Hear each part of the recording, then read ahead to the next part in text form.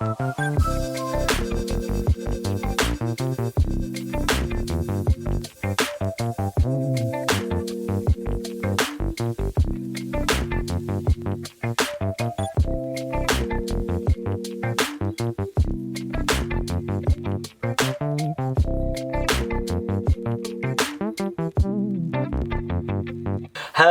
and welcome to Chugging Along. I'm Tim. And I'm Sam.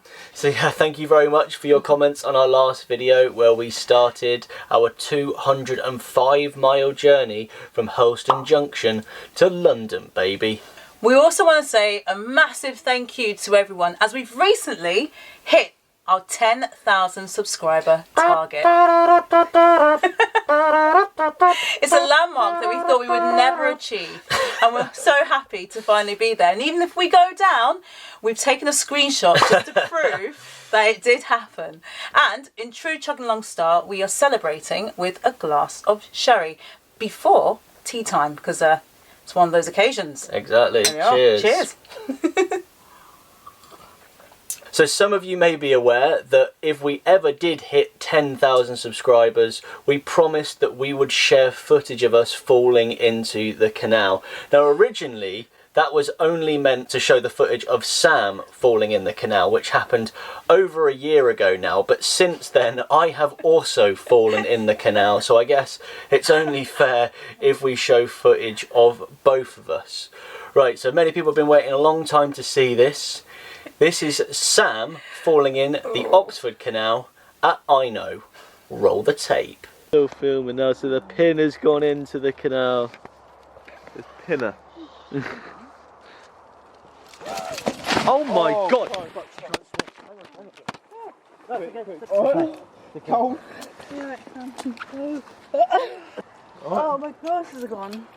Obviously it was dark. I wasn't watching where I was going. I didn't realise that the crash cover would start at that point along the gunnels, and that the gunnels would stop short. You ran out of gunnel. I ran out of gunnel, and I mistimed my step, and as a result, the inevitable happened.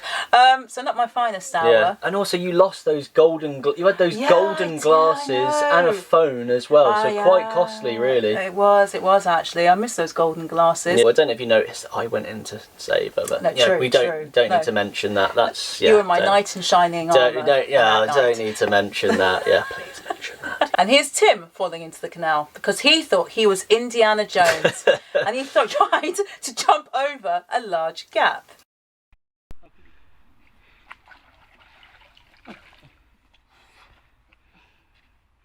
Are you okay? Right, I'm going to have to explain myself You do. here. But the canal was quite shallow at the time, so I couldn't get the boat right up to the towpath, and I wanted to get off to help with the lock, so I had to, jump off. There was quite a big gap. Now, a craftsman should never blame his tools, but the shorts I was wearing were not stretchy enough. I was trying to go at full stretch to leap across, but they were like cardboard. Football shorts, I would have made that. So thank you very much for all of the questions that you sent in. In this video, we are going to answer them. So we've got questions about life on Marielle, questions about our journeys. So let's get into it. First question comes from Blair Truser, who asked, how long did you guys stay in Llangollen and how long did the trip take in total?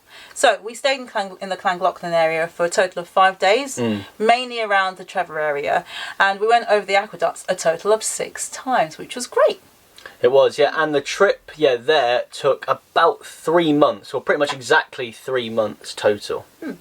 So this next question is from multiple people where they've asked us what are our plans for this year. So mainly, our boating plans are to explore all of the canals in London. That will be great fun. Of course, we're getting married as well this year. And also exciting stuff as well. We're going to have a stall at the Crick Boat Festival as well, selling our new board game Argy Bargy, which we're quite excited about, hoping to do maybe a couple of other canal festivals as well. So that'll be good fun. Yeah. So next question comes from Helen Suits, and she says, our question for you both is when and how did you first meet, and was it love at first sight. The way we met is that we were both travelling to Vietnam to teach English, and we were both on the same flight. We didn't know each other, but we met each other when we were both standing in queue to get our visas at the Ho Chi Minh airport, and that's how we met. I think I turned around and said hi because I recognised Tim from the flight, and we kept talking. And at some point, you got my email address, and then it went from there. So we said, was it love at first sight? We said it was love at first flight. Yes. That is what That's what we say. This one is from Henry, my brother. It says, have you ever thought of hiring your boat out for a week or two on Airbnb or something similar? That is a good question. Good question. Yeah, so I think we would be up for renting our boat out if we went on a long trip or a nice long holiday or went travelling or something like that. But of course, the year and a half that we've lived on board, we haven't gone on holiday or sort of left the boat for a long period of time, so we've had no need to. But I think that that is a good option. Yeah, something to think about, whether it's on Airbnb or someone that we know. We're not sure yet, but good question. Do you want to stay on board, Henry? Is that what you're asking? Do you want to pay? Do you want to pay Airbnb prices or family rates? Just let me know. Next question we've got here is from Abby B, and she asks, how long do you plan on living on Marielle? Well, we've done 1.5 years so far, and we've done a lot more sort of cruising, travelling around the country, and to be honest, we're quite used to, from our time abroad, moving from place to place after every year or every year and a half. So I'd say at the moment we're sort of doing a lot better than what we've done before in the past. Yeah, we've been very loyal so far. Very loyal to life on Marielle. For the foreseeable, we can't necessarily see ourselves moving off Marielle. We've got a lot planned for this year, which is enough to keep us busy, and we look forward to starting married life on Marielle too. This question here is from One Day More Abroad, who said, for the Q&A, are there any famous YouTubers that you haven't met that you would love to meet? Yeah, it's a good question. Yeah, I'm guessing you mean narrowboat YouTubers. We would love to meet King David, aka Cruising the Cut, which would be good. And I feel like we haven't met many of our peers either. For example, we haven't met Cruising Alba or Boat Time or Holly the Cafe Boat, but we have met Jam Cam and Cameron and Camille, who we met up with, and they're sort of like our vlogging buddies, and so we do have some real YouTuber friends. The next question comes from Mel Beasley, and Mel asks, what do you think of the plastic boats, otherwise known as GRP cruisers or yogurt pots? Yeah. It's a good question, Mel. We sort of see them as being more suited to a solo boater. Obviously, you're limited in terms of size, but them being a lot smaller means that, of course, they're easier to manoeuvre, to move around, because they're obviously lighter. And again, being smaller means that when you're on the towpath, you can actually get into little spots for mooring up the boat. And if you're in a marina over winter, then, of course, you could pay a smaller fee. Yes, that's true. So there true. are definitely pros to having one. About the heating aspect, they're not as well insulated, that's are the they, only downside as narrowboats. But if you get a diesel heater going, or you do even see like proper stoves on them as well. You can get them installed. I imagine they heat up quite quickly. I am quite fond of them. When you see that, we could sell Marielle and get a fleet of GRP cruisers. You're probably not up for that, are you? But we could do that. That's an option. Well, one for you, one for me, and then we just connect the others and tie them behind us. Yeah, exactly. Who wants to join the Chugging Along GRP cruiser train? Channel rebrand. Exactly. This question is from my dad, aka Papa John, where he says, Sam and Tim, my question is, which lock have you travelled through that has given you the most grief? Oh yeah, easy question I would say to answer. I don't know if you agree with this, but I think County Lock in Reading.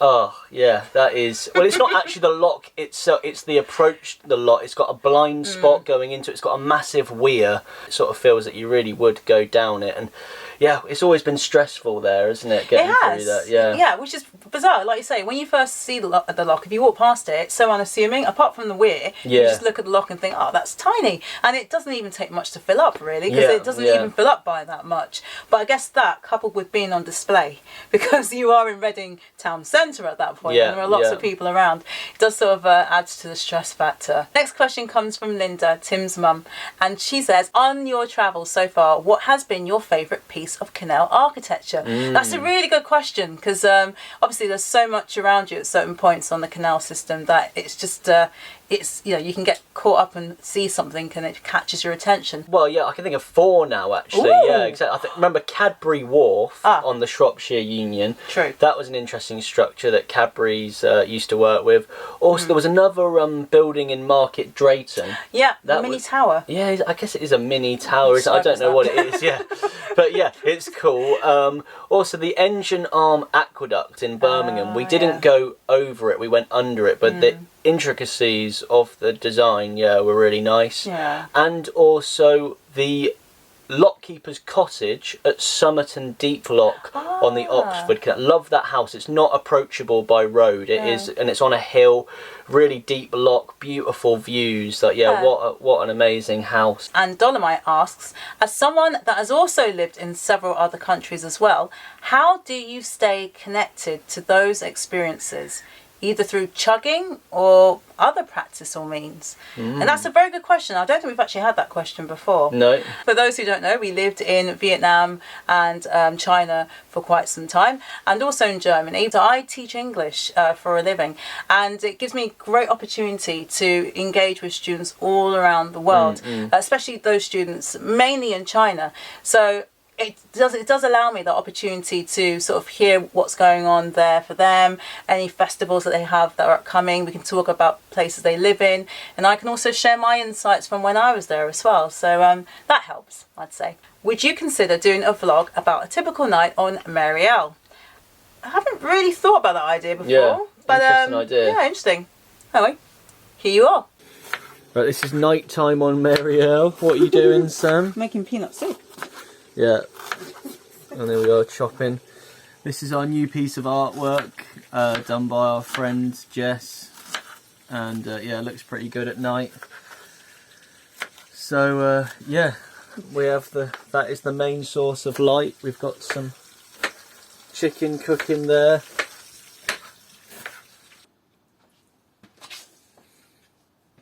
What is this, Sam? Peanut soup.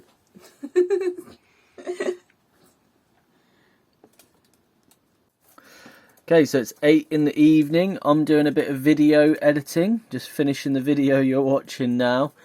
And Sam, what are you up to? I'm just doing some work admin. So after all my classes, I have to do some feedback and marking all my students' lessons. So that keeps me going for about an hour and a half, a couple of hours in the evening. Yeah, and that, just in case you are wondering, yes, that is a Christmas tree, and it is the 13th of January. So yeah, naughty. Right, what are you up to? I'm filling up our drinking water bottles.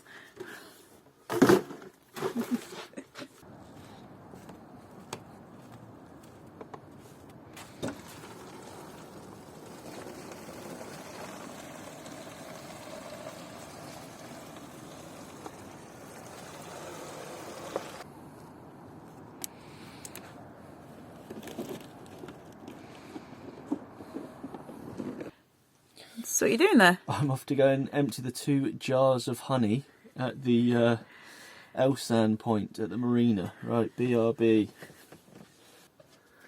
Before bed, hot water bottle.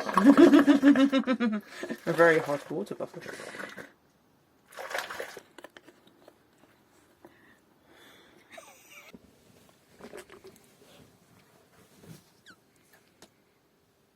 This question is from Fowlsgraph, who says, a question that I have when I watched almost any vlogger is, on average, how much time do you spend editing an episode, and how many minutes of a video do you leave out? Since you're into statistics, I thought this might be a worthwhile statistic to look into. Yeah, no, I really like that question, and yeah, thinking about the edit and everything like that, it is quite time consuming. Like, you know, when we've been doing videos every week, the company that I used to teach online for folded, and then that was when, yeah, started putting more time into editing videos. I'd say it takes around 12 hours to edit a vlog. You know, I usually do 2 6-hour things, and then there's always a bit more you can do as well. Like you have to make the thumbnail, the titles, like yeah, it is quite, and then yeah, it's all adds up, and it's all quite a lot of work to do. In terms of how much footage do we leave out, quite a lot, to be honest, especially with the cruising videos, because we get shots of everything, and we'll just probably only use about 3 seconds of each clip, really. And then we do the things with our videos as well, where we do the sit down and talking bit and the voiceovers. So yeah, when you think about hours of work that go into the videos, yeah, it is quite a lot. But I think it's a really nice thing that we'll have all these videos to look back on one day. Definitely. Like, you know, looking back on these videos in 20 years time or 30 years time will be really cool. And yeah, it's been a really fun journey as well. So yeah, the time thing, yeah, it's like a job basically. Yeah. But yeah, it's cool. Next question comes from Julie, who you may remember from the Welsh pronunciation game. And she says, "Hiya you two. My question is, did you enjoy the Welsh cakes? And did you eat them," this is important, "warm or cold?" Very good question, and yes, we're very happy to answer. We loved the Welsh cakes, so thank you so much, Ad and Julie, for giving us those Welsh cakes. They were delicious. We loved them so much that we went out and we saw in one of the shops that they had Welsh cakes that contained jam, so we decided to go straight for those as well. And I guess in relation to the question about whether or not we ate them hot or cold, I think we had them hot a couple of times. We toasted them and had them with a cup of tea, but because we actually had most of the Welsh cakes in July when it was quite hot weather, we tended to have them cold instead. Yeah, we did. David Baldock says, "I'm curious about how the cellular internet coverage has been in the more rural, i.e. scenic areas.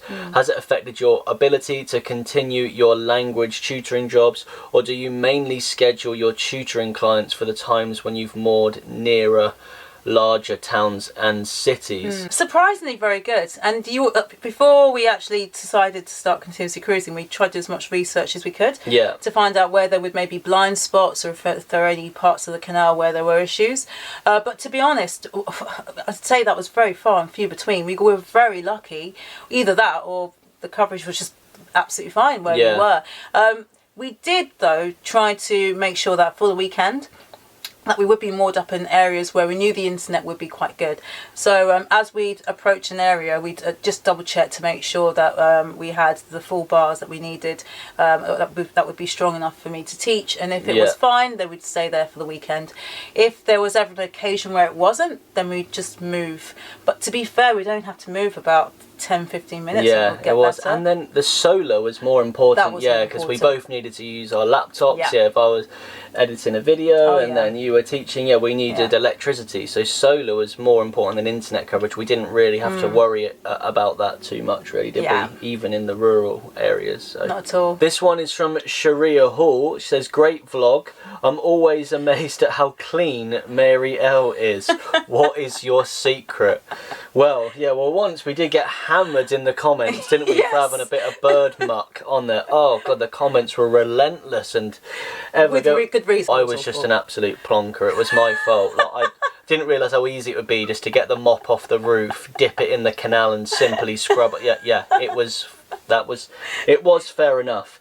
So that's the main thing, that if there is any big mess, that we can simply wipe it off. But in terms of just general cleanliness, thank you that you think that, but that is the Great British weather doing most of the work there, isn't it? So Trevor's Barking Mad asks, "How long do you think it will take to get to London?" So we actually are in London right now, Trevor. The trip from London to Llangollen, it took us around 2.5 months. Which was actually a lot quicker than what we thought. We weren't anticipating it to be that quick. But of course, we will be documenting the story of how we travelled from Llangollen to London in our upcoming videos over the next couple of months. Question from Lady Liberty. She says, "Do you have a favourite part of London?" So Sam, as the Londoner, you can answer that. Well, I suppose my favourite part would just be where I grew up, which was Islington. So that would be my favourite part. All my childhood memories are wrapped up there, and I've still got friends that live there as well. It would be great to spend a bit more time around there, I think. Well, we had our engagement meal at the Narrowboat pub in Angel as well, didn't we? Dance Up 2001 asks, what do you usually spend on diesel and how much do you regularly use? Good question. Yeah, so, well, it's completely different, well, for us anyway, for summer and winter. So in summer, we'll be moving around, doing a big trip, and in winter, we'll be staying warm and sort of staying in the same spot. So we think that in summer, when we're doing our big trips, we averaged around £40 a month worth of diesel, didn't we? I'd say about £40 a month. That was mainly because we were topping up the diesel as well. Exactly, once it got to about halfway full, we wanted to try and keep it topped up. Yeah, and the price ranges from around 70p to £1 a litre as well within that. And then in winter, so our stove or our fireplace is fuelled by diesel as well. So to stay nice and warm, we probably spend about £80 a month on diesel in the winter to stay warm. So we actually use more diesel when we're staying still than we do when we're moving. Yes, that's true. Next question from the Violator is, what do you do for income? How do we support ourselves whilst we're actually continuously cruising on Mary L? And for me, as mentioned, of course, I teach English online to students around the world. And for Tim, since he has stopped working for the company he was working for because they went under, he's been working full-time on making these videos for our channel and also on Argy Bargy, our new canal board game. So there's been a lot of work and a lot of effort that's had to go into that. And our final question is from fellow vloggers Boat Time, Amy and Wes, who said, important question, if you had to give up one thing forever, would it be sherry or a good frozen pizza after a food shop? There is nothing better when you don't have a freezer, buying frozen pizzas and cooking them on the day that you've bought them. There's something very magical about that. Frozen pizza or sherry, go. I would say I'd go for the pizza because, like you said, there's something very novel about having frozen pizza, especially whilst we're continuously cruising. So I would keep the frozen pizza and I would lose the sherry. But I'm hoping that you might think otherwise. Well, you want me to share my sherry? She wants me to share my sherry. No, I'm not sharing. I'm having the sherry and I'm not sharing it with you. Look, it's gone. Mine's gone. My sherry is gone. But I was going to share the pizza with you. I thought that's how we do it, half and half, share and share alike, right? Well, clearly I've gotten this completely wrong. He's not willing to give up his sherry. Comment below. What would you, sherry or frozen pizza, guys? Put in the comments below. Hashtag Team Sherry. Hashtag Team Pizza. I know, look at that, look at the amount, that is the difference, isn't it? If that was a frozen pizza, you would have drank it all. So that is the end of today's video. A bit of a different one. We had great fun answering your questions. If you made it to the end, thank you very much. It was good fun doing it. Join us next week as we get back to business on our 205-mile trip from Hurlstone Junction to London, as we are on the Middlewich branch and then we turn onto the Trent and Mersey. So plenty of boating videos coming up. And remember, no matter what you do in life, you've got to keep chugging.